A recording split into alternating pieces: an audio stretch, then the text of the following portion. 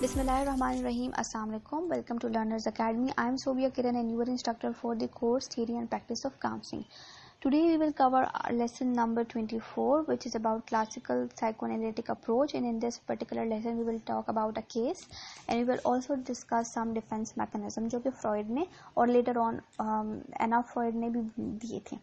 अच्छा जी, case study है राहिला की केस स्टडी है which says that she is a 43-year-old female. वो सबसे बड़ी है अपने 5 बहन भाइयों में. कॉलेज ग्रेजुएट है, मैथ्स और साइंस हाई स्कूल में पढ़ाती है from the last 4 years and then उसका अच्छा रिलेशनशिप नहीं है विद अपने बच्चों के साथ. She is divorce from her husband 5 years ago और अभी वो अपने पेरेंट्स और फैमिली के साथ रहती है. इसके अलावा उसको वो अपने बहन भाइयों का भी ख्याल रखती है और अपने just because her parents has a very busy schedule, so that's why she explained her complaints as insomnia, not eating properly and frequently unexplained crying spells, depression and lack of concentration, and she sought help from some मौलवी साहब, co-workers and her mother. अच्छा जी, उसने एक dream भी explain किया कि उसको एक ख्वाब आता है जिसमें शेडो फिगर्स होते हैं उसके पीछे, और वो एक बहुत बड़े वेयर हाउस में होती है जहाँ पे बॉक्सेस होते हैं विद एरोस, और वो एरोस डिफरेंट डायरेक्शन में जाते हैं और उन एरोस के ऊपर लिखा होता है एग्जिट. अच्छा जी, वो एरोज डिफरेंट डायरेक्शन में जाते हैं इसलिए इसको अपनी डायरेक्शन का पता भी नहीं लगता. और she woke up in a cold sweat, breathing rapidly, heart pounding and a scream stuck in her throat. ठीक है. So साइकिक डिटर्मिनेशन का एक कॉन्सेप्ट है विच सेज दैट माइंड में जितना कुछ भी हो रहा होता है it is because of some accident, और वो कोई मीनिंगलेस चीज़ नहीं है. It always serve a purpose. ठीक है. So there is a mental phenomena as well कि आपके माइंड में जितनी कुछ भी चीज़ें चल रही हैं वो साइकिक इवेंट है, वो पिछले पास्ट एक्सपीरियंसेस से भी आ सकते हैं, वो लेटर ऑन लाइफ को आपकी इफेक्ट करेंगे. ठीक है. सो ये साइकिक डिटर्मिनेशन का कॉन्सेप्ट था. अब हम ईगो डिफेंसेस पढ़ेंगे या डिफेंस मैकेनिज्म पढ़ेंगे. ईगो डिफेंस इज के it actually protects a person from being overwhelmed by the anxiety through adaptation to situations or through distortion or denial of an event. ठीक है. Like कुछ normal होते हैं और कुछ अनकॉन्शियस लेवल पे होते हैं और कुछ जो है वो कॉन्शियस लेवल पर होते हैं. So basically ego defence is कि आप एक ऐसी बिहेवियर को अडेप्ट कर लेते हैं just to get rid of that anxiety जो एक सिचुएशन या एक प्रॉब्लम कॉज कर रही है. ठीक है. कुछ डिफेंस मैकेनिज्म हेल्दी है जबकि मेजॉरिटी डिफेंस मैकेनिज्म जो है वो अनहेल्दी भी हो सकते हैं. रिप्रेशन एक डिफेंस मैकेनिज्म है. रिप्रेशन इज कि you actually repress your highly threatening thoughts या उनको रिप्रेस करते हैं. It is the most basic defence mechanism और ये यूजुअली जो है वो बिल्ट अप होता है. अच्छा जी, आप अपने थॉट्स को, अपने ड्रीम्स को, अपनी एक्सप्रेशन को जो है वो रिप्रेस करते हैं. ठीक है. अपने अंदर रखते हैं. जब वो आप अंदर रखते हैं तो इट एक्चुअली कॉज प्रॉब्लम. ठीक है. अच्छा जी, उसके बाद है reaction formation. Reaction formation is that एक unconscious impulse is consciously express by its behaviour opposite. For example like एक पार्टी में शॉवर, एक मिनट, लाइक एक अच्छा लेट्स सपोज कि एक होस्ट अपने किसी शो में अपने गेस्ट को बुला रहे हैं. ठीक है. लेकिन वो गेस्ट उनको बिल्कुल भी नहीं पसंद. ठीक है. So they will give them more attention. ठीक है. जो होस्ट है वो अपने गेस्ट की बहुत ज़्यादा तारीफ़ें करेंगी और बहुत ज़्यादा जो है उनको अटेंशन देंगी. ये होता है रिएक्शन फॉर्मेशन. लाइक यू, आप एक अनकॉन्शियसली जो है क्योंकि आपको वो चीज़ पसंद नहीं है इसलिए you expressing it in a very opposite manner. Behaviour कुछ और है. ठीक है. प्रोजेक्शन इज दैट आप अपनी फीलिंग को किसी और की तरफ एट्रीब्यूट कर रहे हो. ठीक है. अच्छा, हो सकता है कि एक औरत कहे कि उसका बॉस बहुत एंग्री है, so instead of saying that वो खुद शायद इतनी एग्रेसिव हो, but instead of saying that कि वो खुद इतनी एग्रेशन उसके अंदर है तो वो ये कहेगी कि उसका बॉस बहुत एंग्री है या उसको ये है या किसी और को ये प्रॉब्लम है. ठीक है. तो ये projection is the most commonly used defence mechanism और यूजुअली ये सबऑर्डिनेट ग्रुप पर होता है. ठीक है. लाइक फॉर एग्जांपल इफ अगर किसी के फादर बहुत ज़्यादा एग्रेसिव हैं, ठीक है, या किसी के तो बजाय इसके कि लोग अपनी गलती बताएं, वो ये कहेंगे कि वो तो ऐसा है, ये तो ऐसा है, ठीक है। तो ये प्रोजेक्शन होती है। प्रोग्रेशन की एक और एग्जांपल ये भी ली जा सकती है कि आपके अंदर एक प्रॉब्लम है, ठीक है, और आप उसको दूसरों के ऊपर प्रोजेक्ट कर रहे हो कि झूठ आपने खुद बोला हो और आप दूसरों को कहो कि झूठ तो ये बोल रही है, ठीक है। ये this is an example of projection. Regression is that you return to the earlier mode of or object of gratification, ठीक है, like because of some trauma or because of some incident or because of anything you actually revert back, ठीक है। आप अपने time अपने stage में पीछे चले जाते हो, लाइक जैसे कि कुछ लोग जो होते हैं वो एडल्ट होंगे but they will start talk baby talk करना शुरू कर देंगे, ठीक है। तो this is the example of regression. Just to get rid of that anxiety they do such kind of behaviour. अच्छा, डिस्प्लेसमेंट इज कि आप अपनी एनर्जी को एक जगह से लेके दूसरी जगह पे चैनल कर रहे हैं ना, सेफ टारगेट, ठीक है।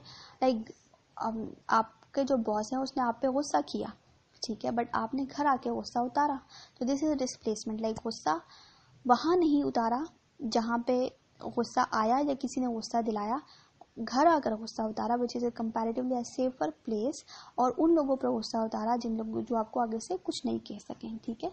अच्छा, next one is sublimation. Sublimation is to channelise your drive into some constructive activity, ठीक है।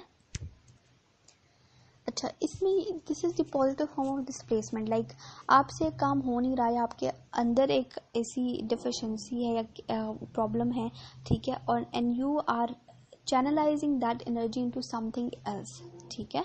लाइक अगर आपकी स्पीकिंग एबिलिटीज अच्छी नहीं है तो maybe you do writing, सही है, तो वो ये सब्लिमेशन होती है। Intellectualisation is that ignoring the emotional aspect of a painful experience by focusing on the abstract thoughts और वर्ड्स, ठीक है। Like you focus on the abstract thoughts और उसके जो इमोशनल एस्पेक्ट है उसको कंप्लीटली इग्नोर करना। Denial is that you to like simply आप रिफ्यूज कर देते हो रियलिटी को, ठीक है।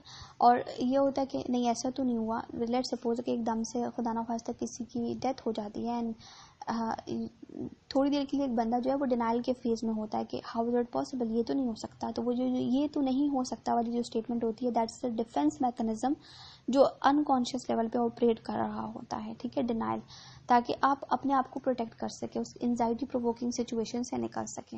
Okay, undoing is involved taking back as a result of anxiety produced by the original act, statement or activity। अगर कोई ऐसा काम या कोई ऐसी रिस्की काम में या कोई भी ऐसा न्यू स्टेप आपने लिया है और वो एंजाइटी प्रोवोकिंग है, then you step back like undoing that work, ठीक है।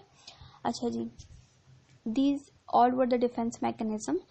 नेक्स्ट है रोल ऑफ अ काउंसलर। एक प्रोफेशनल जो साइकोएनालिसिस को प्रैक्टिस करता है, he plays the role of expert, ठीक है। They encourage the client to talk और अपने वो चाइल्डहुड एक्सपीरियंसेस को माइंड में लेकर आए और वो सारा कुछ बताते जाए। To create an environment in which the client feel free to express difficult thoughts. So psychoanalysis after face to face session, like आप क्या करते हो कि क्लाइंट को अलाउ करते हो कि वो फ्रीली अपने डिफिकल्ट थॉट्स को एक्सप्रेस कर सके, वो एक एनवायरनमेंट क्रिएट करते हो, ठीक है। सो you let the client to gain insight by relieving and working through the unresolved past experiences that come into focus during session। like session में वो बात तो कर रहा है, लेकिन बात करते करते करते क्या हो सकता है कि क्लाइंट ऑटोमेटिकली अपने वो जो प्रॉब्लमेटिक एरियाज है, जो अनरिजॉल्व पास्ट है, उसको आइडेंटिफाई कर ले। देन अगर ट्रांसफरेंस डेवलप हो जाती है तो फ्रॉइड या साइकोएनालिसिस वाले उस चीज़ को इनकरेज करते हैं, because it help the client to deal realistically with counsellor and interpret for the client, ठीक है। अच्छा जी, काउंसलर जो है वो एक्टिव और पैसिव टेक्निक्स यूज़ करता है और साइकोलॉजिकल इंस्ट्रूमेंट्स जो यूज़ होते हैं इसमें projective techniques, projective test use होते हैं, जैसे रोशा हो गया, TAT हो गया, इस तरह के। अब गोल्स किस तरह बनाए जाएंगे इस साइकोएनालिटिक थेरेपी में? अच्छा, सबसे पहले तो ये कि you have to primary goal ये है कि क्लाइंट को अवेयर कराना है उसके अनकॉन्शियस को, this is the primary goal, ठीक है। सेकंड गोल ये है कि you have to work on the developmental stages जो कि प्रीवियसली रिजॉल्व नहीं हुई, ठीक है। और फाइनल ये है कि आपने उसकी जो सोसाइटी डिमांड्स है जिनमें वो अब रह रहा है उनसे उनको कोप करना सिखाना है। टेक्निक्स टू यूज हो सकती है from therapy, now we are moving from theory to practice, तो लाइक हम थेरेपी में किस तरीके से टेक्निक्स यूज कर सकते हैं। एक होता है free analysis. Free analysis is that you allow the client to talk freely whatever comes to mind. It can be silly, irrational, suggestive or painful thing. It can be anything. Like you are just saying them कि वो बोलते चला जाए, इसी को हम catharsis भी कहते हैं। like it's a talking cure where you allow client to speak as much as they can and हर वो बात जो उनके माइंड में उस वक्त आ रही होती है you encourage them to talk, और बीच में टोका नहीं जाता इसको, ठीक है। सो वो बोलते रहते हैं एंड जो साइको एनालिस्ट होते हैं they make notes and to just assess कि कहाँ पे किस एरिया में क्या प्रॉब्लम हो सकती है। Analysis of resistance. अच्छा जी, एनालिसिस ऑफ रेजिस्टेंस इज के समटाइम क्लाइंट अगर वो बोलते बोलते कहीं रुक जाए, कहीं पॉज ले ले, ठीक है, कुछ मेमोरीज बताते बताते रुक जाता है तो एक ब्लॉक आ गया ना थॉट्स में, ठीक है, वो ब्लॉक बहुत इंपॉर्टेंट होता है फॉर द साइको एनालिस्ट, सही है। क्योंकि वो जो ब्लैंक है जिसको वो याद नहीं कर पा रहा वहीं पे वो इसका मतलब है कि वो बताना ही नहीं चाह रहा या उसको याद नहीं आ रही या वो वही प्रॉब्लमैटिक एरिया है जिसको शायद उसने रिप्रेस कर लिया है, ठीक है। ट्रांसफरेंस का एनालिसिस भी बहुत ज़रूरी है कि transference is the client response to a counsellor. इसीलिए जो एनालिस्ट हैं वो इनकरेज करते हैं ट्रांसफरेंस को और उसको इंटरप्रेट करते हैं इन बोथ पॉजिटिव और negative manner and they assess it properly कि क्लाइंट के क्या थॉट्स, फीलिंग्स और एक्शंस हैं उनको असेस किया जाता है। आगे है एनालिसिस ऑफ ड्रीम या ड्रीम इंटरप्रिटेशन जिसे कहा जाता है। फ्रॉइड जो है वो ड्रीम एनालिसिस बहुत ज़्यादा करता था just to get the royal road to the unconscious because when we are asleep our subconscious and conscious mind is very active, ठीक है, at that particular time. So जब हम ड्रीम में अपनी ऐसी कुछ चीज़ें बार बार रिपीटेडली देख रहे होते हैं दे आर बेसिकली सिम्बल्स जो हमें एक्चुअली जो हमारी हिडन नीड्स होती हैं, सप्रेस्ड डिजायर्स होते हैं उन या कॉन्फ्लिक्ट्स होते हैं उनके बारे में बताते हैं। The manifest and latent content of the dream, the manifest is the symbol and the latent is the like कि client या उसकी क्या मीनिंग लिए जा सकते हैं। सो ताकि जो ड्रीम है उसको फिर क्लाइंट की लाइफ से रिलेट किया जाता है, उसकी होल सीरीज ऑफ ड्रीम्स है उसको एनालिसिस उसका किया जाता है। अब आते हैं राहिला वाले केस पर। राहिला ने जो अपना ड्रीम बताया है that can be a large warehouse, जो एक वेयर हाउस था वो एक अनकॉन्शियसली एक ऐसी प्लेस को रिप्रेजेंट करता है जिसमें बहुत सारी चीज़ें हैं, ठीक है, उसमें कंफर्ट भी हो सकता है और जो डायरेक्शंस उसको नहीं मिल रही या वो बहुत ज़्यादा स्पेस है तो वो उसकी इंटरनल एम्प्टीनेस को भी शो कर सकता है। And she turn to various people for comfort but found no way out of the emptiness, ठीक है। वो अपनी मदर से ली हेल्प, कोवर्कर से हेल्प ली, उसने मल्टीपल लोगों से हेल्प ली लेकिन उसको अपने मसले का सोल्यूशन नहीं मिला, ठीक है। So this could be the possible interpretation of her dream. This is the end of lesson number 24. Thank you.